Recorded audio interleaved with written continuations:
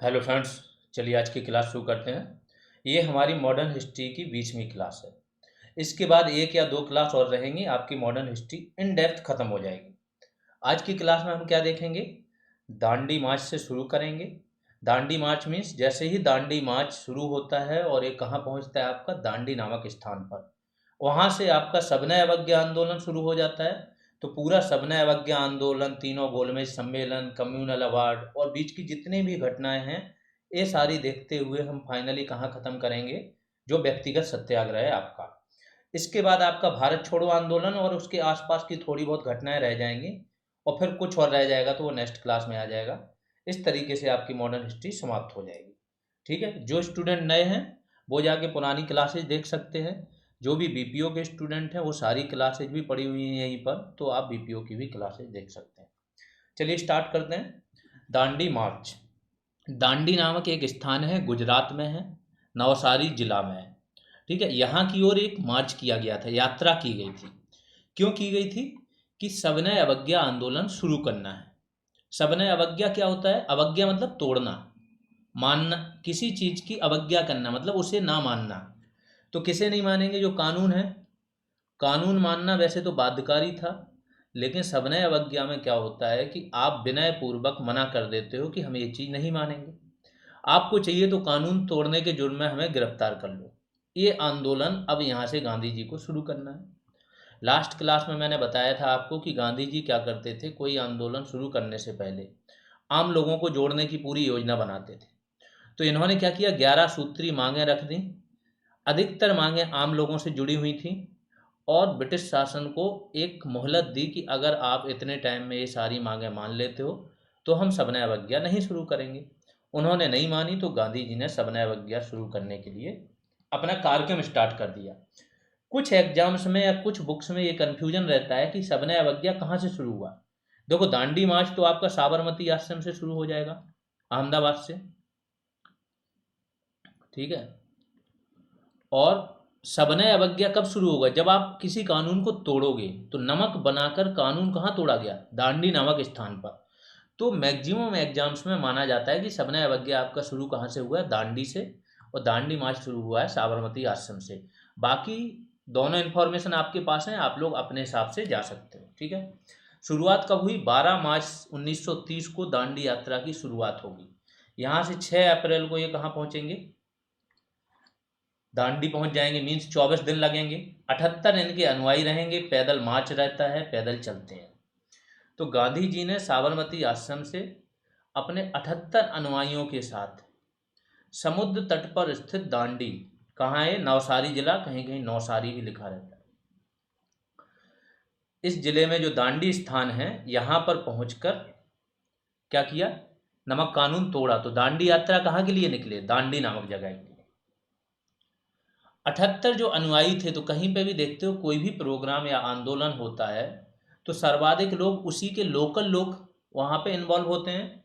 तो इसमें भी कभी कभी क्वेश्चन पूछा जाता है कि 78 अनुयायियों में सर्वाधिक कहाँ के थे? तो ये गुजरात के थे। इसमें एक अमेरिकन पत्रकार था, वेब मिलर। ये आंखों देखा हाल लिख रहा था। इसको भी गांधी जी ने क्या है, आंदोलन के पहले साबरमती आश्रम में ठहराया हुआ था कि दुनिया भर में ये सारी चीज़ों को फैलाए। फर्स्ट वर्ल्ड वार के बाद क्या हुआ? अमेरिका काफ़ी पावरफुल हो गया। ठीक है, अमेरिका पावरफुल हो गया तो अमेरिका स्वतंत्रता का समर्थक भी है, क्योंकि ये खुद भी उपनिवेश रहा था। तो गांधी जी ये ताकत समझते थे, इस पत्रकार को उन्होंने ठहराया और दांडी मार्च में ये धर्षणा नामक स्थान पर जाएगा। धर्षणा स्थान पर जाएगा और जो सरोजनी नायडू वगैरह पे जुल्म ढाए जाएंगे, बर्बरता पूर्वक कार्रवाई होगी। गांधी जी के पुत्र मणिलाल भी रहते हैं। तो ये सारी चीज़ें आंखों देखी लिखेगा। उसमें बोलेगा कि इस तरीके की बर्बर कार्रवाई हमने पूरे जीवन में नहीं देखी।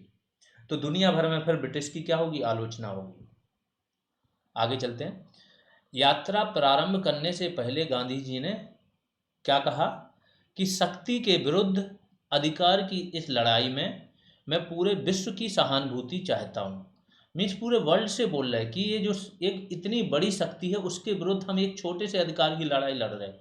किसकी? कि नमक पर से कानून जो कर है आपका वो समाप्त करो, और जो आपका एकाधिकार है कि नमक बनाने का अधिकार किसको था? सिर्फ अंग्रेजों को, उसको भी समाप्त करो। 24 दिन के बाद गांधी जी कहाँ पहुंचेंगे? डांडी नामक स्थान पर। 6 अप्रैल 1930 को 240 मील या 385 किलोमीटर की यात्रा के पश्चात गांधी जी दांडी पहुंच गए।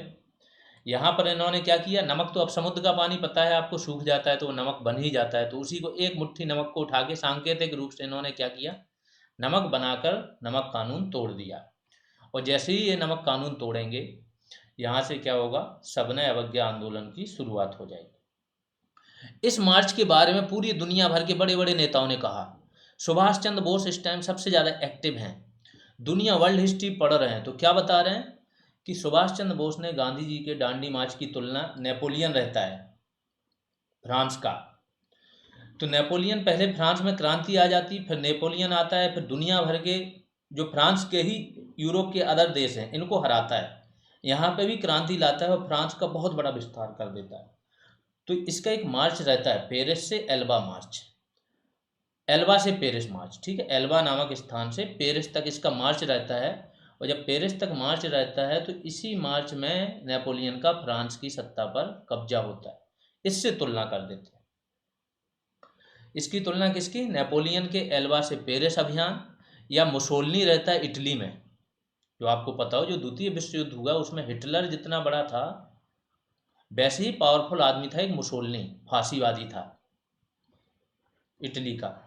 इसके रोम मार्च, जब ये जाता है रोम की तरफ तो ये इटली की सत्ता पर कब्जा कर लेता है। इससे तुलना कर देंगे। आगे आते हैं सविनय अवज्ञा आंदोलन में क्या क्या हो रहा है, इसके कार्यक्रम क्या क्या थे। कानून तोड़ना है तो अब कौन कौन से कानून तोड़ने की बात होगी उस पर बात कर लेते हैं। सबसे पहले नमक कानून का उल्लंघन। दूसरा, शराब तथा विदेशी वस्त्रों की दुकानों पर धरना। शराब, देखो शराब पर भी ब्रिटिशों का क्या है, एक अधिकार है। यहाँ के इंडियन से वो ताड़ी वाली जो शराब है वो बनवा रहे हैं और विदेशी शराब बनवा रहे हैं, उस पर भारी टैक्स ले रहे हैं। लोग पिएंगे टैक्स देंगे, तो इनकी दुकानों पर वो विदेशी वस्त्र जो बन के आ रहे हैं उनकी दुकानों पर धरना दिया जा रहा है। बोला जा रहा है कि जो भू राजस्व से लगान है इसकी दरों को कम किया जाए, और करों की जो अदायगी है, लगान देना ही नहीं है क्योंकि सविनय अवज्ञा चल रहा है तो आप लोगों को लगान नहीं देनी है। अदालतें, सरकारी स्कूल, कॉलेज और सरकारी समारोहों का बहिष्कार करने की बात की जा रही है। बहुत सारे लोग होते हैं जो अदालतों में वकालत छोड़ देते हैं। इसके बाद बहुत सारे छात्र तो बढ़ चढ़ के हर चीज़ों में भाग लेते हैं, वो स्कूल छोड़ देते हैं। जो सरकारी नौकर होते हैं, सरकारी कर्मचारी होते हैं, वो सरकारी नौकरियां छोड़ देते हैं। बोला जाता है कि जो वकील हैं वो अपनी प्रैक्टिस छोड़ दें। सरकारी कर्मचारी अपना पद त्याग सकते हैं। हर घर में चरखा कातें जिससे कि स्वदेशी वस्त्र बने या सूत बनाएं। आंदोलन का विस्तार कहाँ कहाँ तक था, किस किसने कहाँ कहाँ इस आंदोलन को लीड किया, यहाँ से क्वेश्चन बनता है, ध्यान से पढ़ लेना।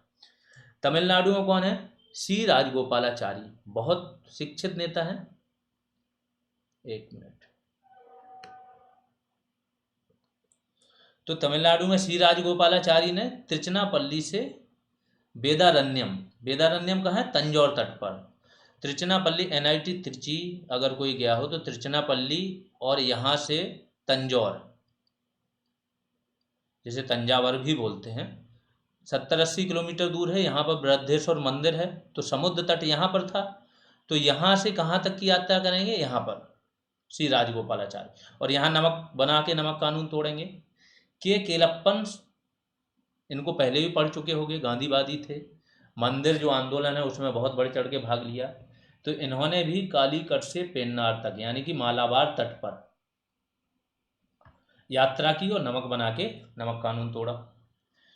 उड़ीसा में एक व्यक्ति थे गोपबंधु चौधरी, इनके नेतृत्व में पूरे उड़ीसा में आंदोलन हुआ। और फिर उड़ीसा में ही बालासोर है तो नेतृत्व मैन इनका है, लेकिन बालासोर में नेतृत्व किसका? आचार्य हरिहर दास का। ये भी कांग्रेस के बड़े नेता थे, इनके नेतृत्व में आंदोलन चला। पूर्वी भारत यानी कि बिहार, बंगाल, तो बिहार में खास तौर से चौकीदारी कर देने से मना कर दिया गया। क्या होता था, एक गांव रहता था, गांव के लोगों से एक टैक्स लिया जाता था, उन्हीं में से ही एक को चौकीदार बनाया जाता था। इस चौकीदार को वेतन क्या है, इस चौकीदारी कर से दी जाती थी। आज भी आप लोग देखोगे गांव में एक चौकीदार होता है, और ये चौकीदार का काम क्या होता था, ये थाने को गांव की जासूसी करके देता था। हर एक इन्फॉर्मेशन गांव की ये चौकीदार बताता है। जो पुलिस आएगी गांव में तो उसका सहयोग करेगा, तो इसको चौकीदारी कर देने से मना कर दिया। महाराष्ट्र, कर्नाटक और मध्य प्रांत, यहाँ पर क्या है, वन कानून। अगर आपको पता हो 1927 में भारतीय वन अधिनियम आ गया था। इसके द्वारा अंग्रेजों ने क्या किया था, वन की लकड़ी काटने पर सबको प्रतिबंधित कर दिया कि कोई भी बिना आज्ञा के नहीं काटेगा, और पूरा अधिकार अंग्रेजों का हो गया। तो जिन लोगों की जीविका वनों पर निर्भर थी वो सब बैन हो गए। तो यहाँ पे इन क्षेत्रों में क्या हुआ, वन कानूनों का उल्लंघन किया गया। तो ऐसे ही क्वेश्चन आते हैं, कहाँ पे क्या कार्यवाही की गई। बच्चे थे वो भी बढ़ चढ़ के भाग ले रहे हैं, तो उन्होंने क्या किया, वानर सेना बना ली। लड़कियों ने मंजरी सेना बना ली, और आंदोलन में एक प्रतीकात्मक रूप से इन्होंने भाग लिया। असम में कॉलेजों में एक कनिंगम परिपत्र यानी कि सर्कुलर निकला। कनिंगम ने बोला कि जो बच्चे इस तरीके की एक्टिविटी में शामिल रहे उनके माता पिता को अब लिखित में देना होगा कि आगे भी शामिल नहीं होंगे। तो इस परिपत्र के विरुद्ध भी आंदोलन किया। उत्तर प्रदेश में क्या हुआ, प्रभात फेरियां निकालेंगे। प्रभात फेरी आप लोग जानते होंगे, सुबह सुबह जाते हैं जो, और राष्ट्रीय गीत गान वगैरह गाते हुए ये निकालेंगे। पूर्वोत्तर यानी कि मणिपुर और अन्य जो पूर्वोत्तर के असम वगैरह के क्षेत्र हैं, तो असम से लगे हुए, इसमें एक व्यक्ति थे, नांगा थे, जदो नांग। इनके नेतृत्व में आंदोलन चलाया गया। फिर इनको फांसी दे दी गई क्योंकि ये हिंसक आंदोलन हो गया था। तो इनके बाद इनकी जो पुत्री थी रानी गैडिनलियू, इन्होंने मणिपुर में आंदोलन चलाया, जिसे क्या बोलते हैं, जिया तरंग आंदोलन। बाद में ये जेल में रहती हैं। देश जब स्वतंत्र होता है तो जवाहरलाल नेहरू इनको जेल से निकालते हैं और उचित सम्मान देते हैं। 13 वर्षीय थी उस टाइम जब ये आंदोलन चला रही थी। सबसे इम्पोर्टेंट क्षेत्र है ये धरसणा, गुजरात में है, खंबात की खाड़ी में। यहाँ पर क्या हुआ, सरोजनी नायडू, इमाम साहब और गांधी जी के एक पुत्र थे मणिलाल, तीनों लोग क्या है, नमक कानून तोड़ने के लिए गए। पुलिस ने लाठीचार्ज कर दिया, बहुत बुरी तरह से सबको मारा पीटा। जो पत्रकार था अमेरिकन वेब मिलर, वो भी साथ में था, वो भी कुछ मार खा गया। इसने धर्षणा की घटनाओं का आंखों देखा विवरण क्या किया, प्रकाशित किया, और बोला कि ऐसी बर्बर कार्रवाई इसने पूरी लाइफ में नहीं देखी। फिर गांधी जी को अब गिरफ्तार कर लिया गया, क्योंकि अब कानून आप तोड़ रहे हो तो गिरफ्तार तो सभी नेताओं को होना है। तो गांधी जी को गिरफ्तार कर पुणे की यरबदा जेल में रखा गया। तो इस जेल को भी गांधी जी ने क्या, मंदिर की संज्ञा दे दी कि ये मंदिर है। तो ये क्वेश्चन भी पूछा जाता है कि किस जेल को गांधी जी ने मंदिर कहा है। आगे चलते हैं। गांधी जी की गिरफ्तारी के पश्चात, जब गांधी जी गिरफ्तार हो जाएंगे तो आंदोलन का नेतृत्व तो कोई करेगा ना। तो इस आंदोलन का नेतृत्व किसने किया, अब्बास तैयब जी। इन्होंने पूरे सविनय अवज्ञा आंदोलन का नेतृत्व किया। आजकल ऐसे ही क्वेश्चन आ रहे हैं जो रिपीटेड ना हो, लोगों को पता ना हो, तो ऐसे जो 8-10 पॉइंट हर क्लास में मिलते हैं उसे जरूर नोट कर लिया करें। अब हर आंदोलन के बाद क्या होगा ना, बड़ा आंदोलन कोई होगा, कानून तोड़े जाएंगे, तो सरकार क्या करती है, पूरी कांग्रेस को ही गैर कानूनी घोषित कर देगी। जब कांग्रेस गैर कानूनी घोषित हो जाएंगी तो इसके बाद क्या होगा, इसके सारे जितने भी सदस्य हैं सबको गिरफ्तार करने का एक प्रकार से इन्हें अधिकार मिल जाएगा, सबको गिरफ्तार किया जाएगा। अब जब कांग्रेस से बात करनी होगी, द्वितीय गोलमेज सम्मेलन से पहले 5 मार्च को समझौता होगा, गांधी इरविन समझौता 1930 में। तो कांग्रेस से बात करनी होगी इनको, तो ये गांधी जी को रिहा करेंगे, कांग्रेस को फिर से बहाल करेंगे, फिर से बोलेंगे ये वैध है। और जब दोबारा गांधी इरविन समझौता टूट जाएगा, ठीक है, गोलमेज सम्मेलन असफल हो जाएगा, फिर गांधी जी को गिरफ्तार करेंगे, फिर कांग्रेस को ये क्या करेंगे, असंवैधानिक घोषित कर देंगे। सविनय अवज्ञा में महिलाओं की बहुत ज़्यादा भागीदारी थी, सरोजनी नायडू वगैरह थी। मुसलमानों की अपेक्षाकृत कम भागीदारी रही। देखो, मुसलमानों की भागीदारी सिर्फ एक आंदोलन में सर्वाधिक रही थी, वो था असहयोग आंदोलन। क्योंकि इस टाइम पे असहयोग के साथ साथ क्या, खिलाफत भी चल रहा था, खिलाफत मुस्लिमों का आंदोलन था।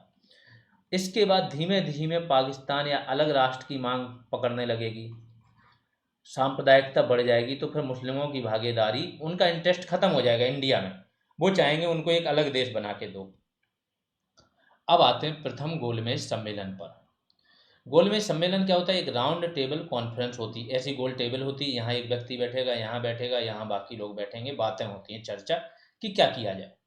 किस लिए होगा? संवैधानिक सुधारों पर। 1919 का अधिनियम आपको पता है, यहाँ से सरकार चल रही, नया अधिनियम आना है 1935 का आएगा, जो कि अब इस अधिनियम के लिए पहले से कार्यक्रम शुरू हो गए। तो आपको पता है 1927 में आपका साइमन कमीशन बना दिया गया, उससे उसका विरोध वगैरह हुआ, बट उसकी रिपोर्ट के आधार पे ही मैक्सिमम यहाँ पे लिए गए थे प्रावधान 35 के। इसके बाद साइमन कमीशन के बाद आपका राउंड टेबल कॉन्फ्रेंस होंगे 3 गोलमेज सम्मेलन। वो भी इन्हीं संवैधानिक सुधार कैसे लाए जाएं, क्या क्या चेंज किया जाए, इसके लिए था। भारत से हर एक पार्टी के प्रतिनिधि को बुलाया गया था। डॉक्टर अंबेडकर रहेंगे, तेज बहादुर सप्रू रहेंगे, एम आर जयकर रहेंगे, जिन्ना रहेंगे, सबको बुलाया जाएगा। और कांग्रेस को भी बुलाया जाएगा, लेकिन कांग्रेस केवल द्वितीय गोलमेज सम्मेलन में भाग लेगी, पहले और तृतीय में कांग्रेस भाग नहीं लेती है। गांधी जी एकमात्र प्रतिनिधि रहेंगे जो द्वितीय गोलमेज सम्मेलन में कांग्रेस की तरफ से जाएंगे। ठीक है, तो देख लेते हैं इसकी मांग किसने की? स्वराजियों ने की थी। 12 नवंबर 1930 से 13 जनवरी 1931 तक हुआ है ये पहला गोलमेज सम्मेलन। कहाँ हुआ था? लंदन के सेंट जेम्स पैलेस में इसका आयोजन हुआ। उद्घाटन किसने किया? ब्रिटिश सम्राट जॉर्ज पंचम ने। ये ब्रिटिश सम्राट है जॉर्ज पंचम, इसने इसका उद्घाटन किया। और अध्यक्षता कौन करेगा? ब्रिटिश पीएम रैमजे मैकडोनाल्ड, ये इस सम्मेलन की अध्यक्षता करेगा। उस टाइम पे भारत का वायसराय कौन है? Lord Irwin. भाग लेने वाले प्रमुख नेता जान लो, आगे भी यही लोग भाग लेंगे। तेज बहादुर सप्रू उदारवादी दल के हैं, बहुत अच्छी बनती इनकी वायसराय से। मोहम्मद अली जिन्ना मुस्लिम लीग, मोहम्मद शफी मुस्लिम लीग का एक शफी गुट था, तो उसके बड़े नेता थे। डॉक्टर अंबेडकर दलितों के नेता हैं। एम आर जयकर हिंदू महासभा, आगा खां मुस्लिम लीग, ये सभी लोग भाग लेते हैं। कुल 89 सदस्य थे, जिनमें से 76 भारतीय थे, बाकी ब्रिटिश थे। कांग्रेस ने पहले गोलमेज सम्मेलन में भाग नहीं लिया, और जब कांग्रेस सबसे बड़ा दल है, इससे ही बात नहीं होगी तो क्या सुधार लाएंगे, तो ये सम्मेलन असफल माना गया। अब क्या होगा? जब पहला गोलमेज सम्मेलन असफल हो गया तो ब्रिटेन से दबाव आएगा यहाँ पर इरविन पर कि कांग्रेस से बात की जाए और उसे इस तरीके से मनाया जाए कि वो गोलमेज सम्मेलन में भाग ले। तो अब होगा गांधी इरविन समझौता। गांधी जी को 26 जनवरी 1931 को ही रिहा कर दिया जाएगा। देखो, समझौता हो रहा है 5 मार्च को, एक सवा महीने पहले गांधी जी को रिहा करके पूरा माहौल बनाया जाएगा, बिना शर्त जेल से रिहा किया जाएगा। पहली बार ऐसा होगा कि जब अंग्रेजों ने भारत के किसी नेता को बराबरी पर आके बात करने के लिए मजबूर हो जाएंगे। गांधी डायरेक्ट बात करेंगे इरविन से, बराबरी का हक अब यहाँ पे प्राप्त होगा। ठीक है, तेज बहादुर सप्रू और जयकर दोनों नेता अंग्रेजों के एक प्रकार से बीच की कड़ी का काम करते थे, राष्ट्रवादियों के बीच में, अंग्रेजों के बीच में। उनसे भी इनके संबंध अच्छे थे, क्योंकि उदारवादी थे, हिंसा वगैरह में भाग नहीं लेते थे, हड़ताल वगैरह को सपोर्ट नहीं करते थे, तो इनको बुला लेते थे। इन दोनों लोगों के प्रयासों से क्या हुआ? ये समझौता होगा। प्रमुख शर्तें या प्रमुख जो बातें हैं इस समझौते की जो मान ली गई, वो देख लीजिए। अंग्रेजों ने एक ही शर्त रखी थी कि आप जो सविनय अवज्ञा है उसे स्थगित करेंगे और द्वितीय गोलमेज सम्मेलन में भाग लेंगे। अब गांधी जी ने बहुत सारी मांगें रख दी थी, उनकी ऑलमोस्ट मांगें मान ली गई थी, 2 मांगें नहीं मानी थी, वो मैं बताए दे रहा हूँ।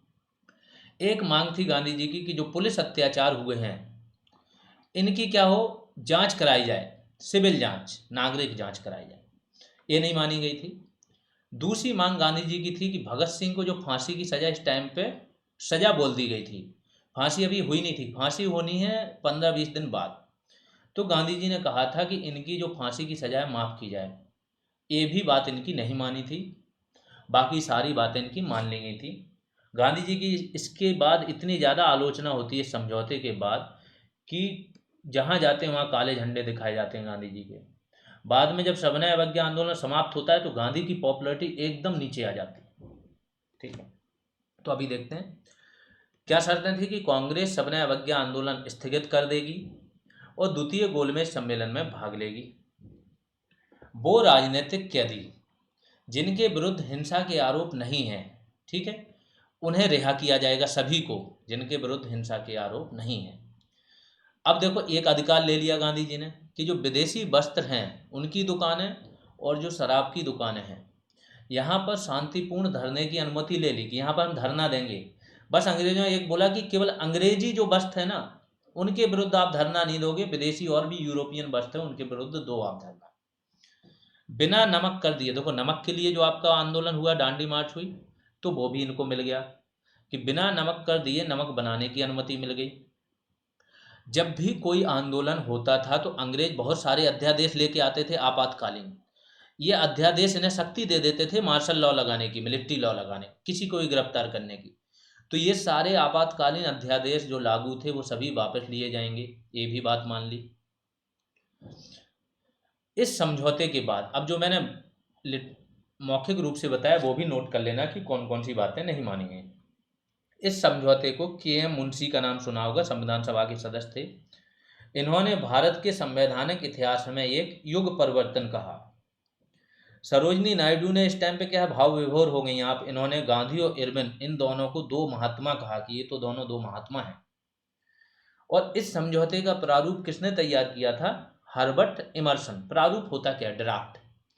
ड्राफ्ट में ही लाइन बाई लाइन, जैसे ये पूरा पेज है ना, तो इसमें लाइन बाई लाइन लिखा है, उसमें भी पॉइंट बाई पॉइंट लिखा होता है। समझौता क्या होगा, कांग्रेस की क्या क्या मांगे मानी जाएंगी, अंग्रेजों की क्या क्या मानी जाएंगी, फिर दोनों के साइन होते हैं। तो मेन प्रारूप होता है, किसने तैयार किया था? हर्बर्ट इमर्सन नामक व्यक्ति ने। यहाँ से भी क्वेश्चन आ सकते हैं। अब क्या होगा, कोई भी समझौता गांधी जी करते थे तो उसे कांग्रेस के या तो अधिवेशन में, अगर अधिवेशन नहीं हो रहा है तो उसकी CWC, कांग्रेस वर्किंग कमेटी, कार्य समिति की बैठक में उसका क्या अनुमोदन होता था। सेम यहाँ पर होगा। कांग्रेस का एक प्रमुख अधिवेशन लाहौर और कराची बहुत इंपॉर्टेंट है। लाहौर में जवाहरलाल नेहरू अध्यक्ष थे 1929 का। कराची में कौन होंगे? सरदार पटेल होंगे। 26 से 29 मार्च के बीच में 1931 में ये अधिवेशन हुआ। अध्यक्ष हैं सरदार वल्लभ भाई पटेल। इसमें क्या होगा, गांधी इरविन समझौते का अनुमोदन किया गया। जो गांधी और इरविन के बीच में समझौता हुआ उसे मान लिया गया, यानी कि भगत सिंह की फांसी अब नहीं रुकेगी, वो भी मान ली गई। ठीक। मौलिक अधिकारों तथा राष्ट्रीय आर्थिक कार्यक्रमों पर प्रस्ताव पारित किए गए। तो ये क्वेश्चन भी बनता है कि मौलिक अधिकारों की मांग की गई थी, राष्ट्रीय आर्थिक कार्यक्रमों की मांग की गई थी। फिर 1938 में जब अधिवेशन होगा ना त्रिपुरी, ठीक है, तो यहाँ पर क्या होगा, फिर सुभाष चंद्र बोस अध्यक्ष रहेंगे और एक प्लानिंग कमेटी बन जाएगी बाद में। मौलिक अधिकारों का प्रस्ताव कौन लेके आएंगे? जवाहरलाल नेहरू। लिखित काम में, रिसर्च वाले काम में जवाहरलाल नेहरू बहुत आगे हैं। सुभाष चंद्र बोस भी आगे हैं लेकिन इनसे पीछे रहते हैं, तभी तो जवाहरलाल नेहरू को हर जगह देखोगे आप, इनको आगे लेके आया जा रहा है, जबकि इनसे सीनियर नेता भी कई सारे हैं। इस अधिवेशन में गांधी जी ने कहा था, क्या कहा था, कि गांधी मर सकते हैं लेकिन गांधीवाद हमेशा जीवित रहेगा। क्यों कहा था? क्योंकि भगत सिंह को हो गई फांसी। अधिवेशन कहाँ हो रहा है? कराची। कराची कहाँ पड़ता है? पाकिस्तान में, यानी कि पंजाब के पास। पंजाब भगत सिंह का क्षेत्र था और पंजाब के आसपास जितने भी क्षेत्र हैं, पंजाब के पास नहीं, कराची वगैरह पूरा पाकिस्तान ही पंजाब में आता था। ये जब भारत अलग हुआ तो ये अलग अलग प्रांत बने, ठीक है।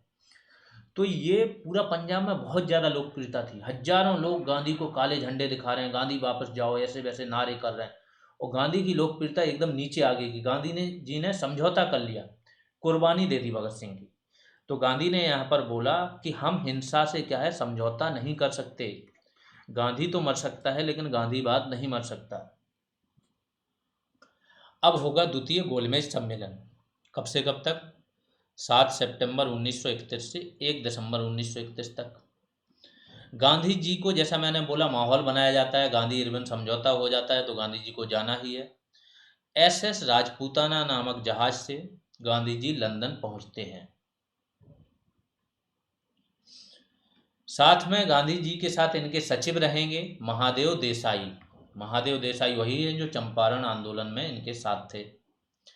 कुल 111 सदस्य भाग लेते हैं। सबसे ज़्यादा सदस्य इसी उसमें गोलमेज सम्मेलन में भाग लेंगे, यानी कि प्रतिनिधि कांग्रेस के एकमात्र गांधी जी हैं। एनी बेसेंट और सरोजनी नायडू को भी कांग्रेस अपना प्रतिनिधि बनाकर भेजती है। ध्यान से सुन लेना, फिर गड़बड़ मत करना। लेकिन यहाँ पे क्या होता है कि इनको महिलाओं के प्रतिनिधि के रूप में मान्यता मिलती है, और डायरेक्ट मान्यता कौन देता है? वायसराय। तो ये कांग्रेस का प्रतिनिधित्व नहीं करते हैं, ये महिलाओं का प्रतिनिधित्व करते हैं। कांग्रेस के एकमात्र प्रतिनिधि कौन थे? गांधी जी थे। इस टाइम पे ब्रिटेन का एक बड़ा नेता था विंस्टन चर्चिल, बाद में पीएम बना।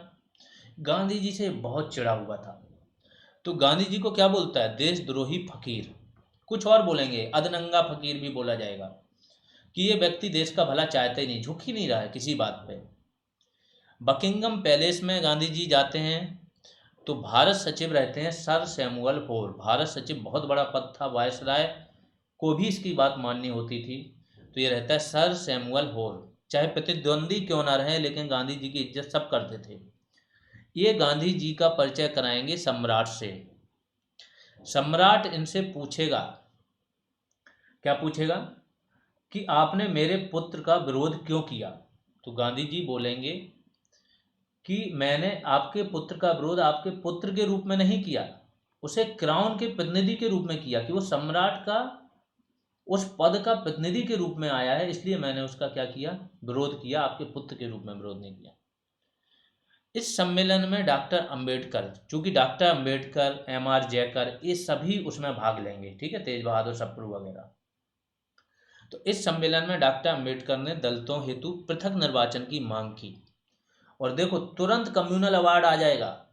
ये मांग करेंगे क्योंकि अंग्रेज इसको पुश कर रहे हैं कि अभी उसने हिंदू मुस्लिमों को अलग कर दिया, अब वो चाह रहे हैं दलितों को हिंदुओं से अलग कर दें। तो हिंदू दलितों के लिए क्या करेंगे? 71 सीटें ऐसी रखेंगे जिस पे पृथक इनका निर्वाचन होगा, अलग लोग वोट करेंगे, केवल दलित वोट कर पाएंगे दलितों को। तो डॉक्टर अम्बेडकर ने पृथक निर्वाचन की मांग की और गांधी जी ने इस मांग को ठुकरा दिया। वहीं पर सम्मेलन के अंदर ही ये सारी चीजें चल रही हैं। सांप्रदायिक समस्या पर गतिरोध हो गया, बात ही नहीं बन पा रही सांप्रदायिक समस्या के मुद्दे पर, और ये बात नहीं बन पाएगी तो ये सम्मेलन क्या हो जाएगा? समाप्त हो जाएगा, असफल हो जाएगा, और गांधी जी वहां से लौट आएंगे। लौटते समय गांधी जी किससे मिलते हैं? मुसोलिनी से। मुसोलिनी इस टाइम कहाँ है? रोम में। गांधी जी लंदन में है, बहुत ज़्यादा दूर नहीं है, पूरा यूरोप का ही पार्ट है। तो इससे मिलेंगे, वो बहुत पावरफुल हो चुका है मुसोलिनी। 1 जनवरी 1932 को कांग्रेस क्या करेगी? जब आंदोलन असफल हो जाएगा तो कांग्रेस फिर से बोलेगी कि हम फिर से सविनय अवज्ञा शुरू करेंगे। ये निर्णय ले लिया गया। सरकार ने पुनः कांग्रेस को गैरकानूनी घोषित कर दिया। गांधी जी समेत सभी बड़े नेता पुनः जेल में डाल दिए जाएंगे। कई सारे नए अध्यादेश लाए गए, आपातकालीन अध्यादेश थे रोकने के लिए, इसीलिए इस समय को बोला जाता है अध्यादेशों का शासन। आगे चलते हैं। इसके बाद क्या होगा ना, आंदोलन धीमे धीमे फिर कमजोर पड़ जाएगा, क्योंकि एक बार किसी आंदोलन को आप रोक दो ना तो वो उतनी ऊर्जा नहीं रहती। तो गांधी जी बीच में व्यक्तिगत सत्याग्रह शुरू करेंगे। इस प्रकार की चीजों को कई राष्ट्रवादी हैं गांधी जी की आलोचना करेंगे, ठीक है, कई सारे जो ब्रिटिश हैं वो भी आलोचना करेंगे। और फाइनली क्या होगा? मई 1934 पटना में कांग्रेस क्या करेगी? सविनय अवज्ञा आंदोलन वापस ले लेगी। एक गांधी जी की भी स्ट्रेटजी रहती थी, क्या रहती थी स्ट्रेटजी इनकी? संघर्ष, तैयारी, संघर्ष। क्योंकि इनका मानना था कि आम आदमी के त्याग की एक सीमा होती है, अगर लगातार वो त्याग करता रहा तो टूट जाएगा, दोबारा नहीं उठ पाएगा। इसलिए पहले संघर्ष करो, फिर आंदोलन समाप्त कर दो, फिर तैयारी के लिए कुछ समय दो, फिर से नई ऊर्जा के साथ नया आंदोलन। इसलिए वो आंदोलन समाप्त भी कर देते थे। चूंकि गांधी जी की इस टाइम पे इतनी आलोचना हो रही है, इतना इनकी पॉपुलैरिटी डाउन चली गई है, खासतौर से भगत सिंह की फांसी के बाद, कि गांधी जी क्या करेंगे? पूरा हरिजन हरिजन उत्थान में अपना पूरा ध्यान लगा देंगे। जब ये ध्यान लगाएंगे तो अक्टूबर 1934 में गांधी जी ने कांग्रेस की सदस्यता से क्या हो गया? इस्तीफा दे दिया, और बोल दिया कि वो सक्रिय राजनीति से संन्यास ले लिया इन्होंने। बाद में फिर लोग मनाने जाएंगे, मजबूर कर देंगे, फिर आ जाएंगे। तो गांधी जी का ये चलता रहता था, गुस्सा होते रहते थे बीच बीच में, ठीक है। आगे चलते हैं। सांप्रदायिक पंचाट, कम्युनल अवार्ड। क्या है कम्युनल अवार्ड?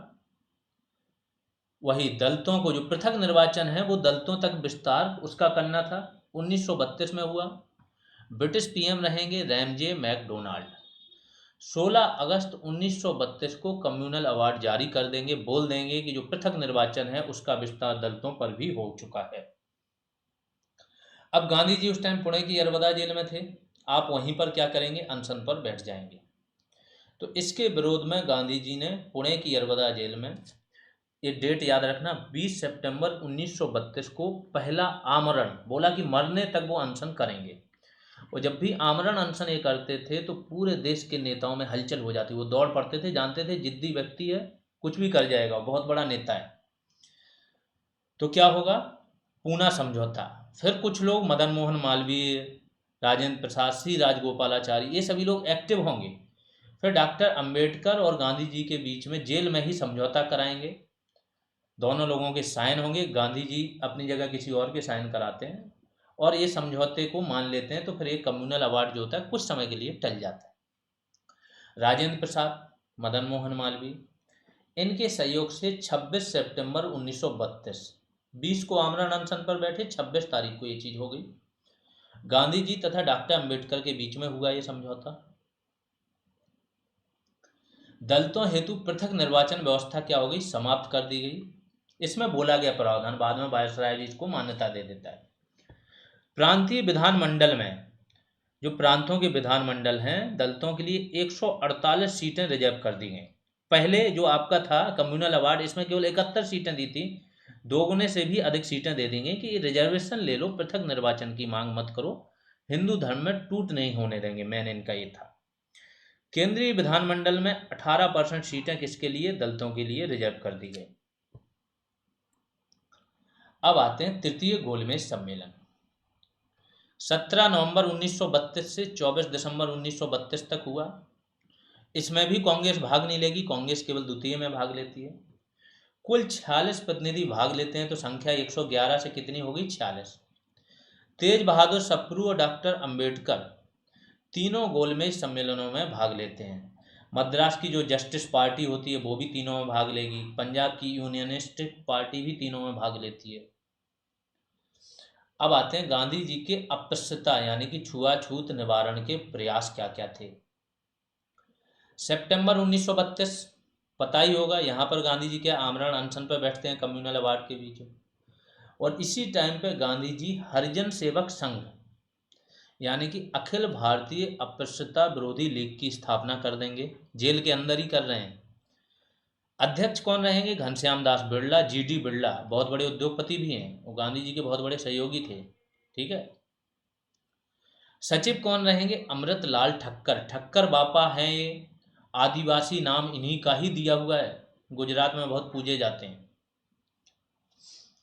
ये जूनियर असिस्टेंट पेड बैच की जानकारी है, अगर आप ज्वाइन करना चाहो तो ये सारी चीज़ें आपको वहाँ पे मिल जाएंगी। एक माहौल मिल जाता है, रेगुलर आप वर्क करते रहते हो। अभी डेली यहाँ पर हर अल्टरनेट डे पर टॉपिक वाइज टेस्ट चल रहे हैं। कुछ स्टूडेंट बहुत ज़्यादा मेहनत कर रहे हैं तो वो माहौल बना रहे हैं जिससे बाकी स्टूडेंट भी मेहनत कर रहे हैं और अच्छा खासा माहौल बन गया। ऐसे ही माहौल लास्ट तक चले तो यूपी पीसीएस तो छोड़ दो, यूपी पीसीएस तो इतना आसान हो जाएगा, जूनियर असिस्टेंट में तो कुछ लगना ही नहीं आप लोगों को। ये बैच फीस है, इस नंबर पे आपको पे करना है, ये नेम देख लेना और इसके बाद स्क्रीनशॉट आपको टेलीग्राम और व्हाट्सएप पर सेंड कर देना है। कोई क्वेरी है तो इस नंबर पर कांटेक्ट कर सकते हैं। आगे चलते हैं। अब गांधी जी यहाँ पे 1-1.5 साल क्या है, हरिजनों के उत्थान के लिए काम कर रहे हैं, ठीक है। तो जनवरी 1933 गांधी जी ने जेल से ही क्या है, हरिजन नामक साप्ताहिक पत्रिका का प्रकाशन प्रारंभ कर दिया, एक साप्ताहिक पत्रिका निकालनी शुरू कर दी। 8 मई 1933 को क्या करेंगे, अस्पृश्यता अस्पृश्यता निवारण हेतु जेल में ही 21 दिन के उपवास की शुरुआत करेंगे और पूरा 21 दिन का उपवास रखेंगे। किस चीज के लिए, कि छुआछूत मिटाओ। तो जब गांधी जी कोई चीज करते थे ना तो पूरे देश में न्यूज की तरह फैलती थी, जब न्यूज फैलती थी तो उस पर वर्क होता था, तो बहुत महत्व होता था इनके किसी काम का। 7 नवंबर 1933 से लेकर 29 जुलाई 1934 तक यानी कि 8 मंथ ऑलमोस्ट क्या करते हैं, 20,000 किलोमीटर की हरिजन यात्रा करते हैं जो महाराष्ट्र के वर्धा से शुरू होती है। अब अगली घटना पढ़ लेते हैं। 1937 में सभी प्रांतों में चुनाव होंगे। भारत के टोटल 11 बड़े प्रांत थे। उस चुनाव में कांग्रेस भी भाग लेती है और मंत्रिमंडलों का गठन होगा। तो कहाँ कहाँ होंगे? नेहरू, अब इस चुनाव में नेहरू और जो बोस थे ना, वो सत्ता में भागीदारी के खिलाफ थे, लेकिन जो स्वराजियों ने सत्ता में भागीदारी करके जो काम किया था ना, वो कहीं ना कहीं कांग्रेस को मजबूर किया कि आपको फिर से चुनाव में भाग लेना चाहिए। फैजपुर अधिवेशन हुआ है, गांव में हुआ था, और नेहरू क्या थे? अध्यक्ष थे। इनकी अध्यक्षता में कृषि संबंधी प्रस्ताव पारित किए गए। यहाँ पर किसानों के लिए पहली बार बड़े पैमाने पर प्रस्ताव अगर कहीं पारित किए गए तो वो फैजपुर अधिवेशन था। जनवरी फरवरी 1937 में चुनाव हुए। 5 प्रांत जो थे कांग्रेस को पूर्ण बहुमत मिल गया। एक प्रांत जो था बंबई, उसमें केवल 2 सीटें पूर्ण बहुमत से कम रह गई, तो यहाँ पे भी सरकार बनेगी। ठीक है, तो ये याद करो, ये पूछे जाते हैं। मद्रास संयुक्त प्रांत यानी कि यूपी, मध्य प्रांत यानी कि एमपी, बिहार और उड़ीसा, यहाँ पर क्या हुआ? कांग्रेस को पूर्ण बहुमत मिला है। बंबई में भी सिर्फ 2 सीटें कम है तो ले ही लेंगे ये। 3 राज्यों में कांग्रेस सबसे बड़े दल के रूप में उभरी। कौन कौन से राज्य हैं? बंबई, असम और उत्तर पश्चिमी सीमांत प्रांत। यहाँ पे भी कांग्रेस सरकार बना लेगी। बंगाल, पंजाब और सिंध में बहुमत नहीं है, बाद में सिंध में भी कांग्रेस सरकार बनाएगी। केवल बंगाल और पंजाब में कांग्रेस की सरकार नहीं रहेगी, बाकी सब जगह कांग्रेस या तो गठबंधन में या खुद की सरकार बना के रहेगी। जुलाई 1937 तक कांग्रेस क्या करेगी? 6 राज्यों में सरकार बना लेगी। ठीक है, जनवरी फरवरी में चुनाव हुए हैं, 6 महीने बाद कांग्रेस सरकार बनाएगी। कहाँ कहाँ? मद्रास, यूपी यानी कि संयुक्त प्रांत, मध्य प्रांत, बिहार, बंबई और उड़ीसा।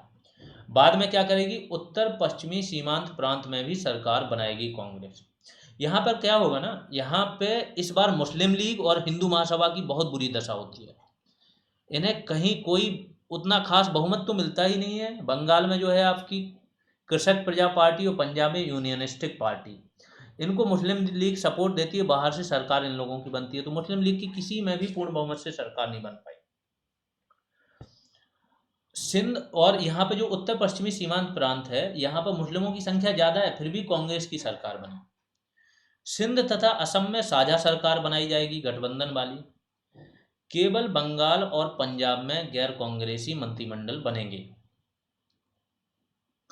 पंजाब में किसके नेतृत्व में? सिकंदर हयात खान, बाद में ये पाकिस्तान के बड़े नेता बने। इनके नेतृत्व में मुस्लिम लीग प्लस यूनियनिस्टिक पार्टी, इसकी सरकार रहेगी। बंगाल में फजल उल हक के नेतृत्व में कृषक प्रजा पार्टी और मुस्लिम लीग इनको सपोर्ट दे रही थी, इनकी सरकार है। बाकी सब जगह कांग्रेस की या तो खुद की सरकार या गठबंधन सरकार है। टोटल 11 राज्य हैं उस टाइम। प्रांतीय सरकारों की उपलब्धियां क्या क्या थीं? जो प्रांतों में सरकार बनी, ये क्या करेंगे ना, जो प्रेस है उसको स्वतंत्र कर देंगे, प्रतिबंध हटा लेंगे, जो राजनीतिक बंदी है उनको रिहा कर देंगे।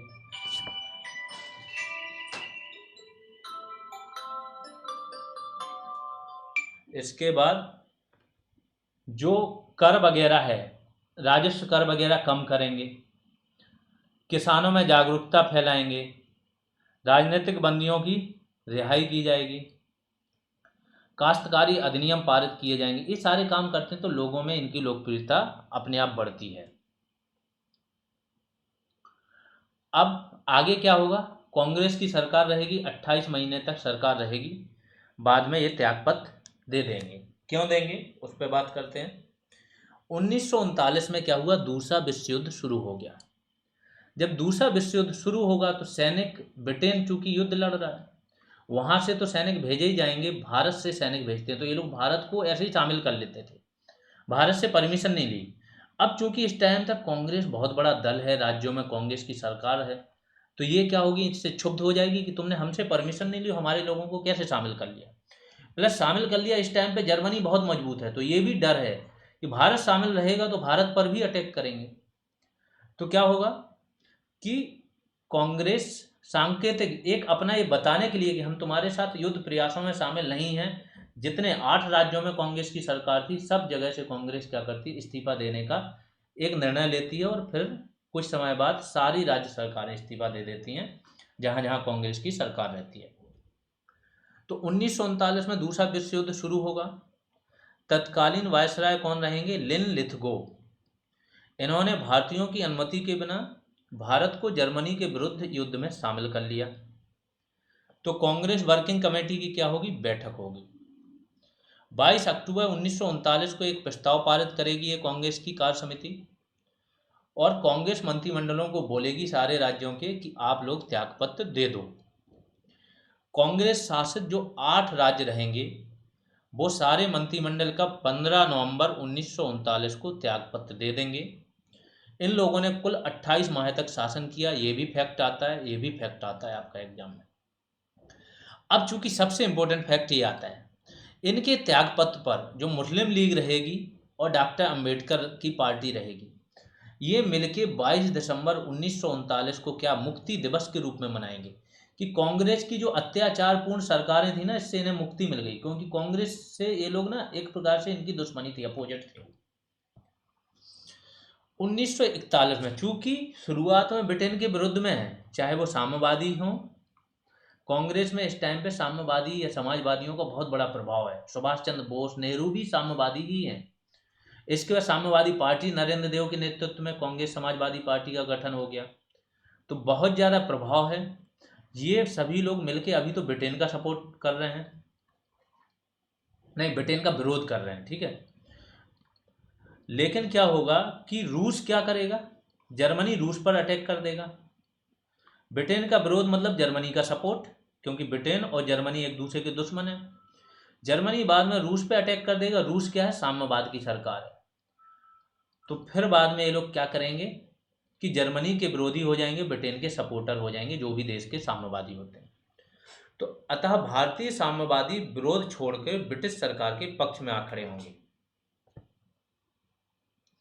हरिपुरा कांग्रेस का सेशन होता है, आप लोगों को पता है।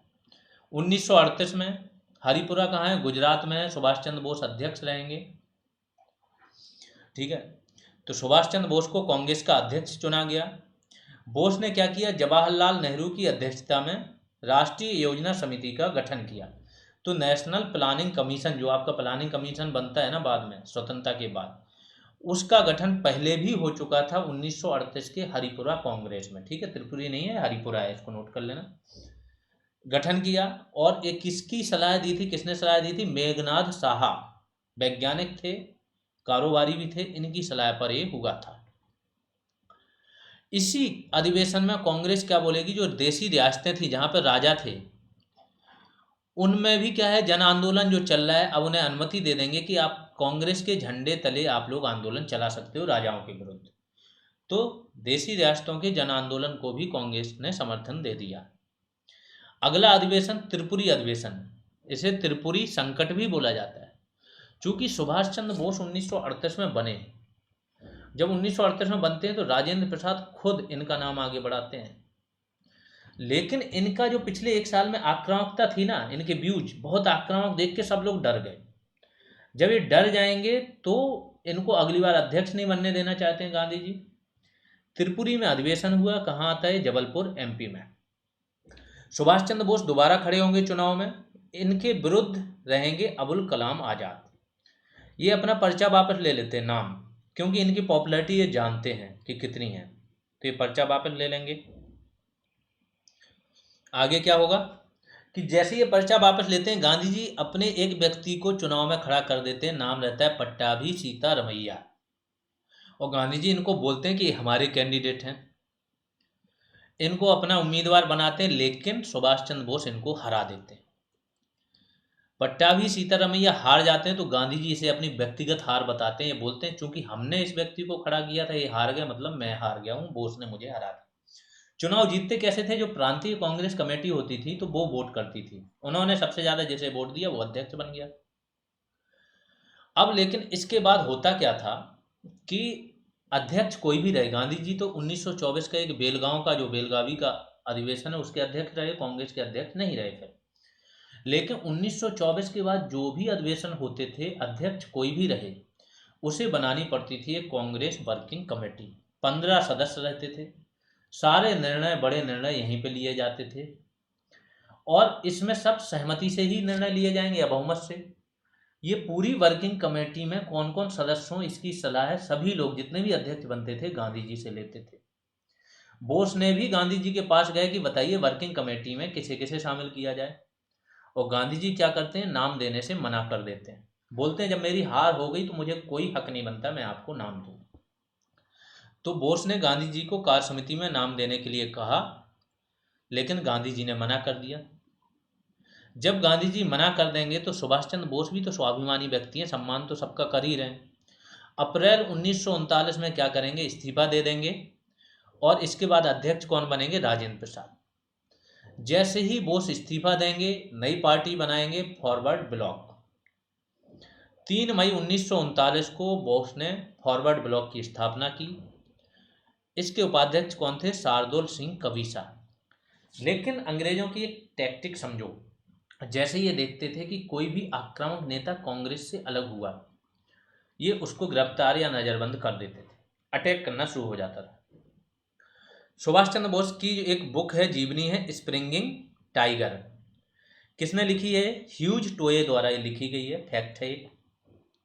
सुभाष चंद्र बोस ने भी 2 पुस्तकें लिखी हैं, एन इंडियन पिलग्रिम और द इंडियन स्ट्रगल।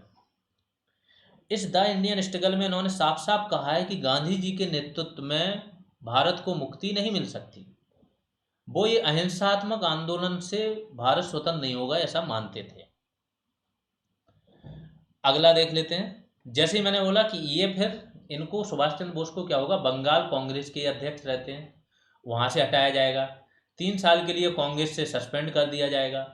ब्रिटिश जो है वो इनको क्या है, नज़रबंद कर देंगे घर में। आप भेष बदल के कहाँ भाग जाएंगे, विदेश भाग जाएंगे, जर्मनी, जापान वगैरह। ठीक है। अगली घटना है अगस्त प्रस्ताव 1940 में। वायसराय कौन रहता है, लिन लिथगो, यही देता है ये प्रस्ताव। क्या है देख लेते हैं। मार्च 1940 कांग्रेस का अधिवेशन होगा रामगढ़, बिहार में। ये कांग्रेस का आखिरी अधिवेशन होता है, फिर बीच में इतनी सारी चीज़ें चलती हैं, कांग्रेस का कोई अधिवेशन नहीं होता है। वर्किंग कमेटी की तो बैठक होती रहती है, अधिवेशन नहीं होगा। इसके बाद आखिर फिर कांग्रेस का अधिवेशन सीधा 1946 में ही होगा। जेबी कृपलानी अध्यक्ष बनेंगे, है ना, और स्वतंत्रता के समय यही रहेंगे। तो ये अधिवेशन होगा, अध्यक्ष रहेंगे अबुल कलाम आजाद। सबसे युवा अध्यक्ष भी यही बनते हैं 1923 में, आप लोगों को पता हो तो। कांग्रेस ने कहा कि वह ब्रिटिश सरकार को विश्व युद्ध में समर्थन दे देगी, क्योंकि गांधी जी ये सब मानते थे कि जो नाजीवाद है ना और फांसीवाद, ये बहुत ज़्यादा खतरनाक है साम्राज्यवाद से। तो ये चाह रहे थे कि हम तुम्हें समर्थन दें, लेकिन तुम कुछ तो करो, सुधार करो। तो ये लोग सुधार कर नहीं रहे थे। तो इन्होंने बोला कि विश्व युद्ध में समर्थन देगी अगर वह केंद्र में क्या करे, एक अंतरिम राष्ट्रीय सरकार यानी कि देशवासियों से मिली हुई सरकार बनाए, जिसे वायसराय लिनलिथ को क्या करता है, अस्वीकार कर देता है। अस्वीकार तो करता है लेकिन एक प्रस्ताव और लेके आता है। इसका एक प्रस्ताव और होता है, वो क्या होता है, इसी प्रस्ताव को बोला जाता है अगस्त प्रस्ताव, क्योंकि अगस्त में आता है, अगस्त 1940 को। इसकी क्या बातें होती हैं, ये बोलता है कि भारत को हम डोमिनियन स्टेटस दे देंगे युद्ध के बाद। युद्ध के बाद ही ये बोलता है, मीन्स इनका कहना है कि युद्ध में पहले तुम हमारा सपोर्ट करो। युद्ध के पश्चात भारतीय प्रतिनिधियों द्वारा संविधान सभा का एक गठन किया जाएगा। तो पहली बार ऐसा मान लिया जाता है कि एक संविधान सभा बननी जरूरी है और जिसमें भारतीय लोग होंगे, जबकि साइमन कमीशन पूरा क्या था, अंग्रेजों का था। एक युद्ध सलाहकार परिषद का गठन किया जाएगा जिसमें राष्ट्रवादी भी होंगे और ब्रिटिश भी होंगे। अल्पसंख्यकों को पूर्ण सुरक्षा दी गई, मीन्स ऐसा बोला गया कि कोई भी संवैधानिक सुधार तभी लागू किया जाएगा जब तक कि अल्पसंख्यक उस पर अपनी सहमति ना दे दें। एक प्रकार से वीटो पावर दे दी गई। इसका जिन्ना बहुत यूज करते हैं आगे चल के, तो सांप्रदायिक वीटो इसे बोला जाता है, इसे ध्यान रखना। कांग्रेस तथा मुस्लिम लीग दोनों ने यह प्रस्ताव अस्वीकार कर दिया गया। इस वीटो का तो जिन्ना ने स्वागत किया, चूंकि पाकिस्तान की मांग इन्होंने नहीं मानी अलग मुस्लिम देश की, तो इन्होंने ये क्या किया, अस्वीकार कर दिया प्रस्ताव। अब आते हैं व्यक्तिगत सत्याग्रह। चूंकि गांधी जी कुछ ना कुछ खोजते रहते थे कि कैसे इंगेज रखना है, तो आप क्या करेंगे, व्यक्तिगत सत्याग्रह की शुरुआत करा देंगे। इसमें क्या था, कि ये पेश करना था कि हम इनके साथ युद्ध में शामिल नहीं है, ब्रिटिशों के साथ युद्ध प्रयासों में शामिल नहीं है। ये हमारी अभिव्यक्ति की स्वतंत्रता है कि हम ये बोलें, दुनिया को बताएं कि हम इनके युद्ध प्रयासों में शामिल नहीं है। क्योंकि भारत का जो नॉर्थ ईस्ट वाला रीजन रहता है ना, यहाँ पर जापान के आक्रमण का भय था, और जापानी जहाँ जा रहे थे वहाँ पे पूरा आग जला के उजाड़ कर दे रहे थे। और जापानी कहीं ये ना समझ जाएं कि भारत ब्रिटिश के साथ है तो इन्हीं की टेरिटरी है, तो ब्रिटिश समझ के यहाँ हमला ना कर दें। इसलिए क्या हुआ, ये व्यक्तिगत सत्याग्रह शुरू हुआ। 17 अक्टूबर 1940 को यह शुरू हुआ। प्रथम सत्याग्रही कौन थे? विनोबा भावे थे। पवनार आश्रम था इनका महाराष्ट्र में, वहां से इन्होंने क्या है ये शुरू किया था। द्वितीय कौन थे? जवाहरलाल नेहरू। तृतीय कौन थे? ब्रह्मदत्त। ये पूछा जाता है, तृतीय तक अब आजकल पूछे जाने लगे हैं। हम आपको चौथा और प्यारा भी, पांचवा भी बताते हैं। चौथे कौन थे? प्यारेलाल। और पांचवें थे मौलाना अबुल कलाम। ये सभी सत्याग्रही थे, व्यक्तिगत सत्याग्रही। पहला चरण हुआ, फिर द्वितीय चरण हुआ 5 जनवरी 1941 से शुरू होगा। इस द्वितीय चरण में 25,000 सत्याग्रही जेल गए थे, जाते थे। एक जगह, जो जगह चुनी जाती थी वहां भाषण देते थे सरकार विरोधी। इसका दिल्ली चलो का नारा देते थे, और बीच में गिरफ्तारी भी दे देते थे अगर वो गिरफ्तार करें। इसलिए इसे दिल्ली चलो आंदोलन भी कहते हैं। यहाँ पर आपकी आज की क्लास समाप्त होती है। नेक्स्ट क्लास में अब हम पहुँच गए हैं भारत छोड़ो आंदोलन के करीब। थोड़ा पाकिस्तान की मांग देखेंगे मुस्लिम लीग की, कुछ और हल्की फुल्की घटनाएं देखेंगे, भारत छोड़ो आंदोलन देखेंगे, और उसके बाद की घटनाएं देखेंगे। फिर अगर ज़रूरी होगा तो एक क्लास और आएगी, वो आपकी मॉडर्न हिस्ट्री इतनी डेप्थ में ख़त्म हो जाएगी कि कोई भी एग्ज़ाम आप लोग देते रहो। ये बीपीओ बैच है। बैच में ऑलमोस्ट चीज़ें आपकी हो रखी हैं, प्रैक्टिस इस टाइम चल रही है, रिवीजन चल रहे हैं। अभी कुछ समय बाद full test UPSC level plus आपके जो बीपीओ के लेवल के टेस्ट शुरू होंगे, तो आप लोग इसे ज्वाइन कर सकते हो। ये सारी चीज़ें आपको मिल जाएंगी। ये प्रोसेस है ज्वाइन करने का, बाद में स्क्रीनशॉट आपको यहाँ भेज देना है। अभी के लिए इतना ही, धन्यवाद।